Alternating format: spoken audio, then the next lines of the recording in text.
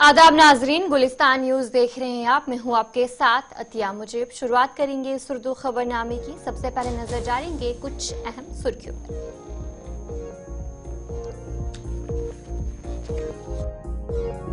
Security पर इजलास, अमित शाह की जेर सदारत में 19 दिसंबर को अहम मीटिंग। एलजी मनोज सिन्हा और दीगर अफसरान कर सकते हैं शिरकत।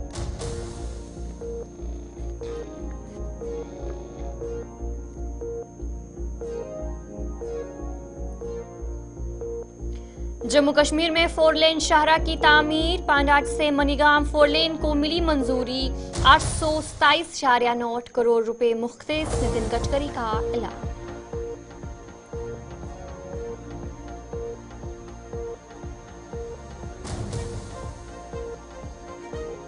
पीडीपी का श्रीनगर में अहम इजलास मुनक्किद, दफा 370 की बहाली पर करारदाद की पेश।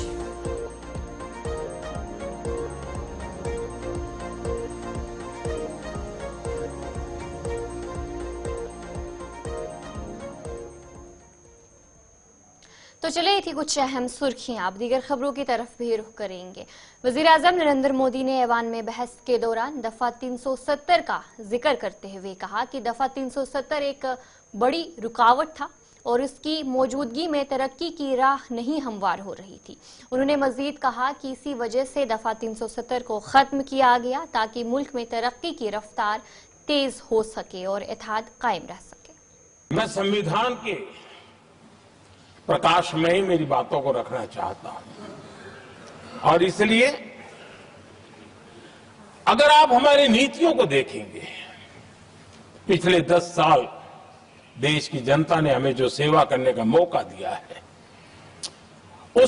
हमारे निर्णयों की प्रक्रिया को देखेंगे तो भारत की एकता को मजबूती देने का निरंतर हम प्रयास करते रहे हैं। आर्टिकल 370 देश की एकता में रुकावट बना पड़ा था, दीवार बना पड़ा था।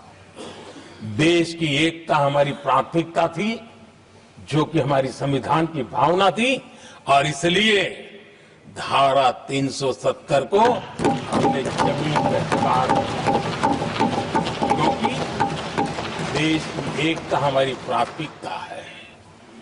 आदरणीय सभापति जी, इस इतने बड़े विशाल देश में अगर आर्थिक रूप से हमें आगे बढ़ना है, हमारी व्यवस्थाओं को और विश्व को भी निवेश के लिए आना है, तो भारत में अनुकूल व्यवस्थाएं चाहिए।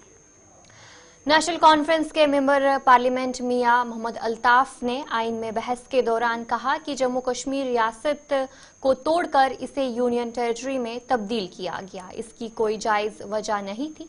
उन्होंने मरकजी हुकूमत पर जोर दिया कि मुल्क में सेक्युलरिज्म को मजीद मुस्तहकिम किया जाए। उन्होंने कहा कि जब तक मुल्क में सेक्युलरिज्म मजबूत नहीं होगा, तरक्की मुमकिन नहीं होगी। आज के जो हालात हम देख रहे हैं, हम हिंदुस्तान की सालमियत चाहते हैं। हम चाहते हैं कि हिंदुस्तान अपने सेकुलरिज्म पे कायम रहे, अपनी डेमोक्रेसी पे कायम रहे, लेकिन आज उसके मुख्तलिफ हो रहा है, उस चीज़ पे अमल नहीं हो रहा है।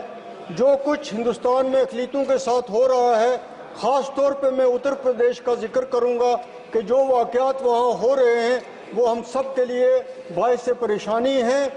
और ये चीज़ जो है, ये फ़र्ज़ बनता है इस हुकूमत का, ये फ़र्ज़ बनता है उस पार्टी का जिसकी इस देश में हुकूमत है या वहाँ पे हुकूमत है, कि वो इन चीज़ों को रोके और वहाँ जो लोग रहने वाले हैं वो अपने आप को सेफ महसूस करें। वो ये समझें कि हम इस देश के रहने वाले हैं और इस देश में हमारे भी वही हकूक़ हैं जो दूसरे लोगों के हैं। उस चीज़ की तरफ देखने की तरफ बहुत ज़्यादा ज़रूरत है। हम सुप्रीम कोर्ट ने जो परसों फैसला दिया, जजमेंट दी, उसका हम खुश आमदेद करते हैं, वेलकम करते हैं कि इस बरवक्त फैसला आने से इस मुल्क में जो एक फ़िज़ा बनी हुई थी, वो एक नफ़रत की हवा चल रही थी, वो ठंडी हुई और उसमें तब्दीली हुई। यहाँ पे बहुत कुछ 2 दिन इस डिस्कशन में कहा गया। कांग्रेस वालों ने ये कहा कि 1975 में इमरजेंसी लगी, जो कुछ भी हुआ कांग्रेस ने उसके लिए माफ़ी मांगी। लेकिन आपने भी कैसे कई ऐसे वाकयात किए जिस पर आप बिल्कुल खामोश हैं, आप उस पर कुछ भी नहीं बोलते हैं कि क्या आप उनको किस तरह जस्टिफाई करें या किस तरह आप उसको कंडेम करें। आपकी तरफ से कोई ऐसी चीज नहीं आती है, सिर्फ एक इल्जाम लगाने का सिलसिला दोनों तरफों से कायम है। यहाँ पे ये कोट किया गया कि बहुत सारी हुकूमतें जो हैं, इसमें कोई शक नहीं, ये जो कांग्रेस के दौरे हुकूमत में तोड़ी गई। तो चलिए अब आगे बढ़ जाएंगे, जहां पर जम्मू कश्मीर को रियासत का दर्जा बहुत जल्द बहाल हो जाएगा। रियासती दर्जे की बहाली के लिए मशावरात भी शुरू हो गए हैं।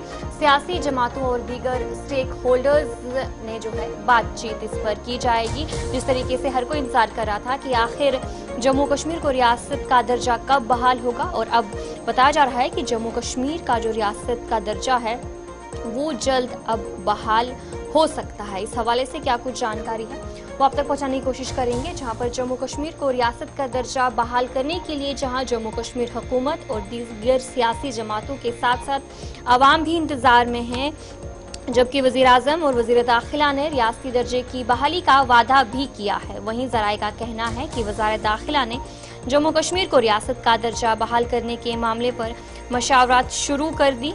इन मशावरातों में मुमकिन तौर पर अहम स्टेक होल्डर्स से बातचीत होगी, जिनमें सियासी जमातों, सिविल सोसाइटी के नुमाइंदे और इलाकाई रहनुमाओं के साथ बातचीत की जाएगी ताकि रियासत की बहाली के लिए रोड मैप जो है वो बनाया जा सके।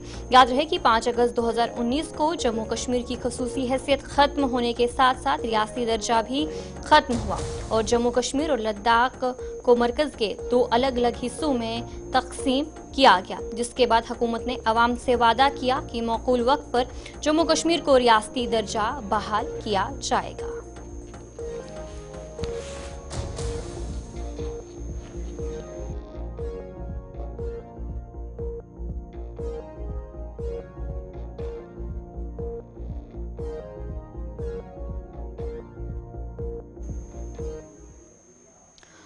तो चलिए अब आगे बढ़ जाएंगे, जहां पर रियासी यात्रा बस पर जो हमला हुआ था उस हवाले से एनआईए की तरफ से एक बड़ी कार्रवाई जो है वो की गई है।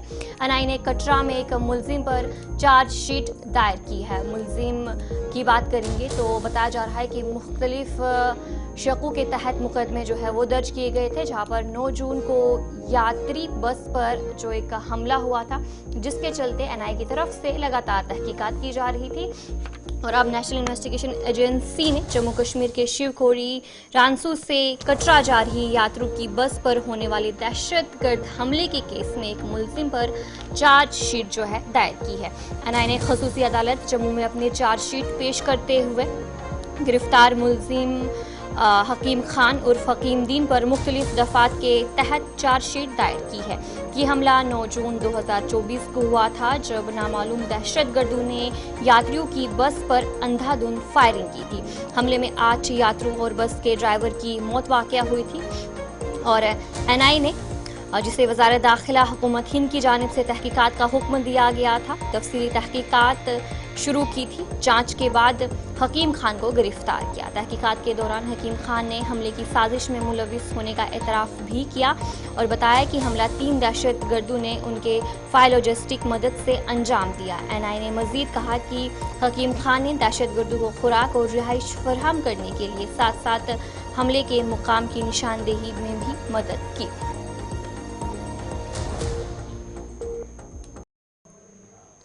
तो चलिए ब्रेक के बाद आपका खैर मकदम है। काबीना वजीर सकीना इत्तू ने आज बडगाम के चरार शरीफ के मुख्तलिफ मकामात का दौरा किया। इस दौरान उनके हमरा जम्मू कश्मीर असेंबली के स्पीकर और नेशनल कॉन्फ्रेंस के एमएलए अब्दुल रहीम राथर और इंतजामिया के कई अफसरान भी मौजूद रहे। सकीना इत्तू ने मॉडर्न डिग्री कॉलेज चरार शरीफ में इंडोर स्टेडियम का इफ्तिताह किया। इसके अलावा उन्होंने चरार शरीफ असेंबली हल्के में हेल्थ सेंटर का भी दौरा किया। सकीना इत्तू ने कहा कि हुकूमत ने मरीजों की सहूलियात के लिए सरकारी लेबॉर्ट्रियों के बाद अब निजी लेबॉर्ट्रियों के लिए भी रेट लिस्ट शाये करने का फैसला किया है, ताकि गरीब मरीजों के साथ साथ बाकी लोगों को भी किसी किस्म की ज्यादती का सामना ना करना पड़े।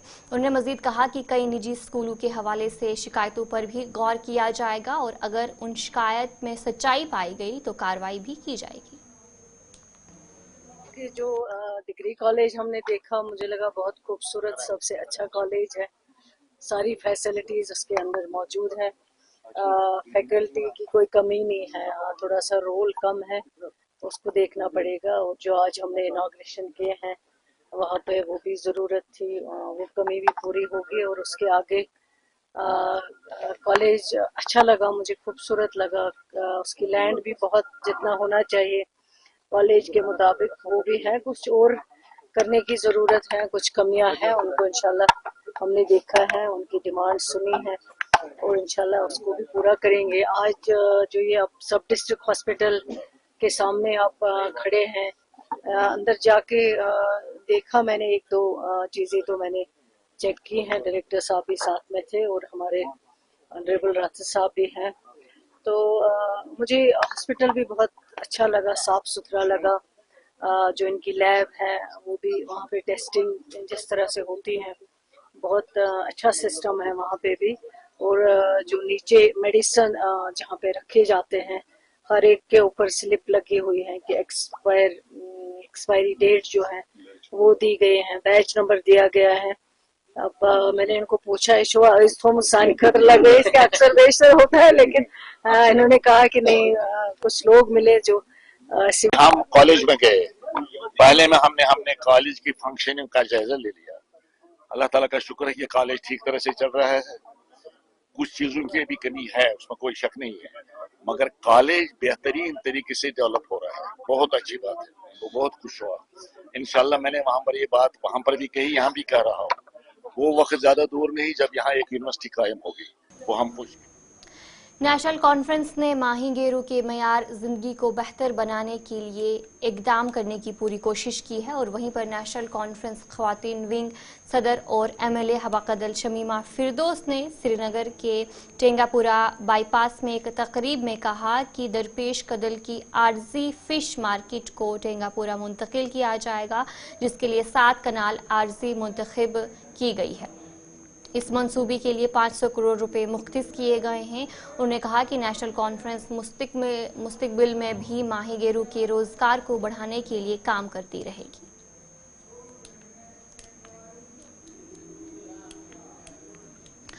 बडगाम से रेलवे स्टेशन बडगाम तक 132 केवी लाइन जो पॉलर से निकलती है, इस लाइन में मुनीर अहमद का कॉम्प्लेक्स आता है और वहीं पर मैकेनिकल इंजीनियरिंग विंग पारमपुरा के मुनीर अहमद ने कहा कि उन्हें यकीन दहानी कराई थी कि उन्हें रोजगार दिया जाएगा या किसी और जगह मुंतकिल किया जाएगा, लेकिन मुनीर अहमद के मुताबिक ये वादा अब तक पूरा नहीं किया गया है। इस सूरत हाल के पेश नज़र आज मुनीर अहमद ने काम रोक दिया और कहा कि जब तक उन्हें इंसाफ नहीं मिलता वो काम जारी नहीं होने देंगे। 2024 में इन्होंने पहली लेटर सेक्शन की थी, जो यहाँ पर रेलवे लाइन जा रही थी बडगाम में। पहली जो लेटर जा रही थी वो कंपनसेशन जा रही थी कि इनको कंपनसेट किया जाए। जो हमारी बिल्डिंग इस जद में आ गई कि रेलवे लाइन को पावर इलेक्ट्रिसिटी देनी है, मगर इसके बाद जो सबसे बड़ी वजूहत रही, अफसर एक चेंज हो गया और उसने इस लेटर को खत्म किया। उसने कहा कि नहीं, इनको कंपनसेशन नहीं देना है, इनको शिफ्टिंग देंगे, शिफ्टिंग में इनको एडजस्ट करेंगे। अगर शिफ्टिंग में एडजस्ट करना है तो उसकी कंपनसेशन क्या होगी? पहली वजूहत ही होगी। अगर शिफ्टिंग करनी है तो इनको पहली चीज लैंड प्रोवाइड करनी है, जिसके बाद हमको शिफ्टिंग होगी। शिफ्टिंग में क्या होगी? हमें कंपनसेशन किस तरह मिलेगा? हमें एम्प्लॉयमेंट मिलेगा। जो यहाँ पर एम्प्लॉयमेंट था मेरा अपना, लगभग हमारे पास यहाँ पर 8 दुकानदारी थे और हम सर्विस भी कर रहे थे, जो कमर्शियल एरिया था। मैं एम्प्लॉयमेंट दे रहा था और खुद के लिए भी एम्प्लॉयमेंट जनरेट मैंने किया था लगभग पिछले 5-6 सालों से। मगर इन्होंने बोला नहीं, हमें आपका चीज जरूरत, हमें चाहिए कि हमें स्टेट के लिए जरूरत। हमारा यही मुतालबा है कि अगर आप शिफ्टिंग कर रहे हैं तो पहली चीज हमें लैंड प्रोवाइड किया जाए। अगर शिफ्टिंग आप बोल रहे हैं हमें शिफ्टिंग करनी है 10,000 क्यों? शिफ्टिंग में ये अफसर मेरे सामने आए। तो चलिए ब्रेक के बाद आपका खैर मकदम है। कुलगाम डीएच पुरा के अहमदाबाद इलाके के रहायशों ने अपने गांव में बैंक की सहूलियात फराहम करने के लिए पुरअमन एहतजाज किया। मकामी अफराद का कहना था कि गांव में बैंक और एटीएम ना होने की वजह से उन्हें नकदी निकालने के लिए 6 किलोमीटर दूर जाना पड़ता है, जिससे उन्हें मुश्किलात का सामना है। मकामी लोगों ने इंतजामिया से मुतालबा किया है कि इस मामले पर जल्द नोटिस लिया जाए। मसल यह सोन गांव तकरीबन 70 पे 70 चुल यह गांव ये गाँवस मज बैंक सहूलियत कहें। बैंक पे दमहल 5 किलोमीटर 6 किलोमीटर पे गन तो DK मार्ग लगभग 7 किलोमीटर ये अहमदाबाद पे तो ये गरीब लोग क्या इलिटरेट तम पावर बिल भर तिम प्रॉब्लम ग बैंक कहें मैनेजी कोर्मुत 2013 मज कर तम बैंक इशू तो युति PDP हुकूमत आव पे सह बैंक गोस मगर वेटिंग लिस्ट बैंकस तम सेक्शन मैडमी कोर्मुत वो शाह रोजान अहमदाबाद जनाब प्रॉब्लम कर कोशिश 10 वन सपदो ना बैंक इशू की वन मोहतरमा सकीना तुझी गुजारिश कर मिनिस्टर साहिबा गरीबन मिनिस्टर इंशाअल्लाह मसल सिर्फ मोंड ये कमजोर इंसान अगर दमहाल गन तह पर्ची लिखित मुड़ी ज्यादा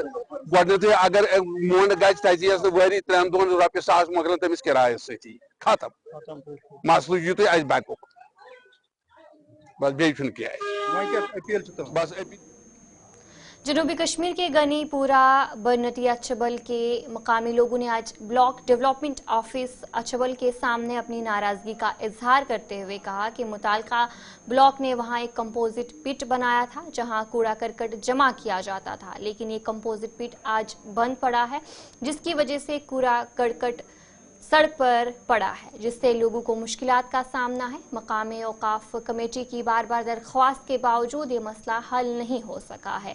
मकामी लोगों ने अब इंतजामिया और मकामी मेंबर असेंबली से अपील की है कि इस मसले को हल किया जाए ताकि सेहत के मसाइल से बचा जा सके।